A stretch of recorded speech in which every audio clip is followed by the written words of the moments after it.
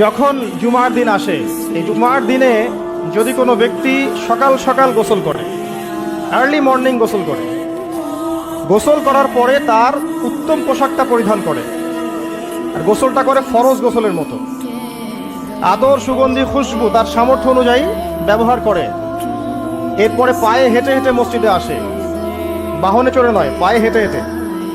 যদি আপনি অনেক দূরে থাকেন সেটা আলাদা কথা।